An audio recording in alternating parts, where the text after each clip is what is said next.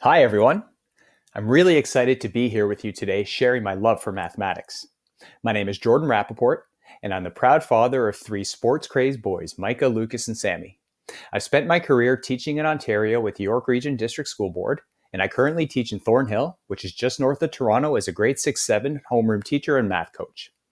My passion for mathematics education was sparked once I had kids of my own. This has led to a profound interest in student thinking and understanding, all through the lens of mathematics that is contextual, meaningful, and impactful. Over time, this has led to my belief around the vital role playful mathematics has in supporting the development of mathematical reasoning and helping students uncover the beauty of mathematics. As we have shifted to a distance learning model, I believe that now, more than ever, learning experiences for students need to be framed so they are contextual, meaningful, impactful, and grounded in teaching through problems we're solving, the big ideas, and the development of mathematical reasoning. Now, I appreciate that that's a lot to unpack, so let's break that down.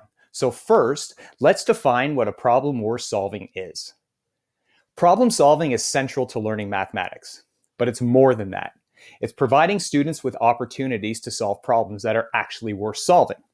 A problem we're solving is accessible to all students. It has multiple entry points, has a low floor, wide walls, and a high ceiling. These problems lend themselves to natural differentiation, where all students are able to access the problem at their level and experience success. A problem we're solving allows for varying facets of mathematics and gives students meaningful and enjoyable context so they can make sense of and mathematize their world. In a mathematical context, the big ideas can be defined as the interrelated concepts that form a framework for learning mathematics in a coherent way. These are oftentimes referred to as the key principles of math. For instance, big ideas could include patterns and relationships between other big ideas.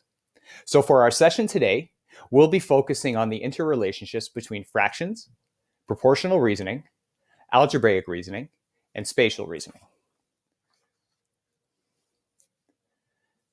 By framing math learning opportunities for students through the interrelationships between these key ideas, I believe we're creating a strong foundation to continue to support the development of mathematical reasoning through a distance learning model.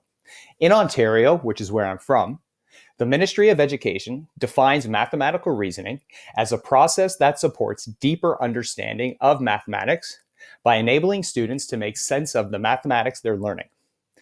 This involves exploring phenomena, developing ideas, making mathematical conjectures, and justifying results. Now, unfortunately, it's not as simple as that given our current circumstances. There are far more considerations now, such as context and accessibility, to name just two. And now we need to ask ourselves the following. Are students able to access the learning opportunities we're crafting for them, either through technology or through their own entry points? Are students able to see the meaning behind the learning experiences that we're designing for them? Will students find connections with and between the work they're doing? Will students and families see value? Will students find excitement in these learning opportunities? On top of that, will these experiences support different family contexts so there is minimal impact on how families are coping? So again, a lot to think about and a lot to digest. So in the spirit of keeping this manageable for us, let's take a look at some examples of activities and resources that I have found particularly valuable in planning for meaningful and impactful learning opportunities. As students build their number sense throughout elementary school, they're given opportunities to make connections between different quantities, which supports them in deepening their understanding of proportionality. In secondary school, students use this as a foundation for understanding mathematical relationships in algebra. Kyle Pierce, whose image you see on the left side of the slide right there, has a treasure trove of tasks and activities to support the progression of fractions in learners, really from K to 12. You can see his Twitter handle at the bottom of the slide, and he's also opened up his activity, Make Math Moments Matter, free of charge to educators. The beauty of his work is that the tasks and units follow the 3-act math task framework. So oftentimes we can bait the hook for students by providing them with, let's say, Act 1 in 1 week, Act 2 the next week, Act 3 the week after that, and so on and so forth. And I found that for many students, this often leaves them coming back wanting more. The other image that we see on the slide is Fraction Talks, which is from Nat Banting, who has curated a website built around talk and student action.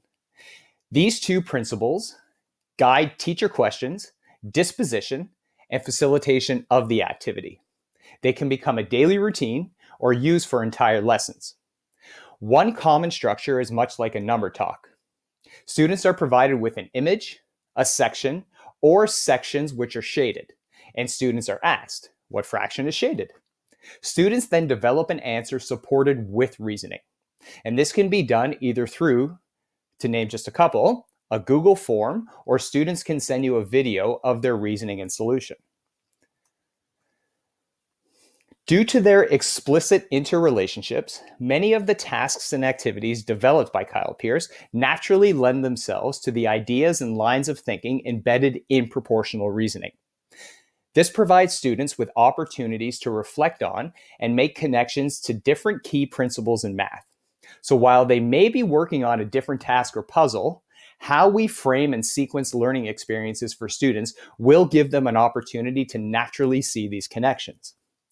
The essence of proportional reasoning is the consideration of using numbers in relative terms rather than absolute terms. Students use proportional reasoning early in math learning. For instance, when they think of 8 as 2 4s or 4 2s, rather than thinking of it as 1 more than 7. They use proportional reasoning later in learning when they think of how a speed of 50 kilometers per hour is the same speed as 25 kilometers per 30 minutes. Students continue to use proportional reasoning when they think of slopes of lines and rates of change. We also see an activity here on the slide called turbo texting, which I've used in a classroom setting on 2 different occasions in 2 completely different ways. The task is from John Orr, who is partnered with Kyle Pearce. John's website, MrOrIsAGeek.com, is populated with 3-act tasks in a similar way to Kyle Pearce's. In their website, Make Math Moments, they have curated tasks and activities in such a way that supports planning for distant learning.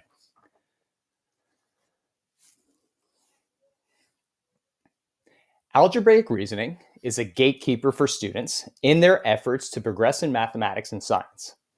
An early introduction gives all students more opportunities in later mathematics and career choices, and it may serve to support the transition from formal algebra in secondary grades, which research has shown to be difficult for most students. Algebraic reasoning permeates all of mathematics. So again, structuring and sequencing tasks and activities in a purposeful and intentional way will give students opportunities to make connections between different areas of math. Here we see a math walk on the first image of the slide. This is a website curated by Tracy Jackson, which supports, amongst other things, developing algebraic reasoning in a meaningful, impactful, and engaging way. This site is added to all the time and is a go-to for me in my planning for distant learning activities. Beside the example of the math walk is a classic problem from Enrich Maths. Here we have a 3x3x3 cube, which we fully submerge in a can of orange paint or really any color. We're not actually going to do that. We're just going to sort of visualize that. And then when we take it out of the paint and then decide for whatever reason to smash the cube on the floor, what color are the faces of the 27 cubes now? This is a wonderful example of a low floor, high ceiling task that I've used with students as young as 6 all the way through to secondary school.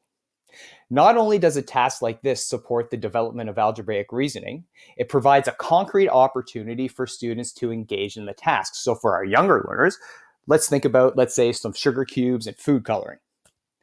And the research is definitive around how students learn math.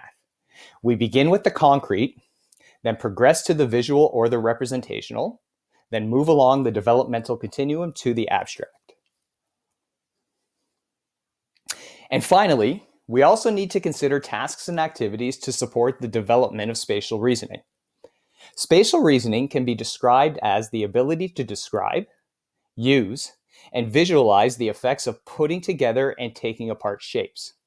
This is important because creating, composing, and decomposing units are fundamental mathematics. Plus, there's transfer. The composition of shapes supports children's ability to compose and decompose numbers. To build on one of the points I mentioned in the previous slide, we all learn mathematics through a developmental process. We start with the concrete, okay, so we can think about young students, let's say, playing with blocks, or other learners creating and building with magnetiles.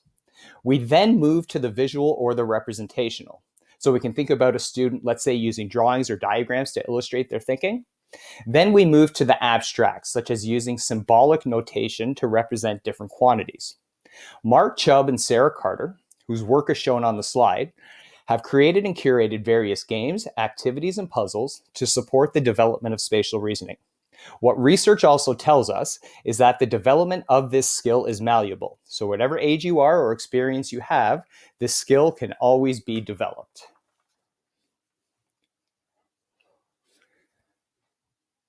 So through careful consideration and purposeful and intentional planning, grounded in problem solving, the big ideas, and student reasoning, I believe we've laid the groundwork for mathematics that is meaningful, impactful, and accessible to our learners based on entry points and individual context in terms of how families are managing through these challenging times.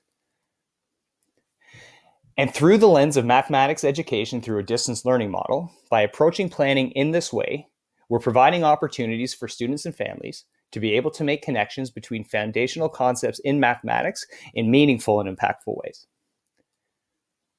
And this could land us on a menu of tasks, activities, problems, and puzzles that are easy to access, which uncover key mathematics principles and support the development of mathematical reasoning during these challenging and uncertain times.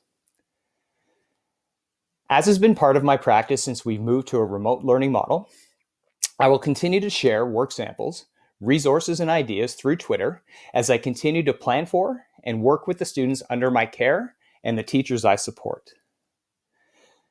Please feel free to connect with me as we continue down this path in support of each other and our students and families.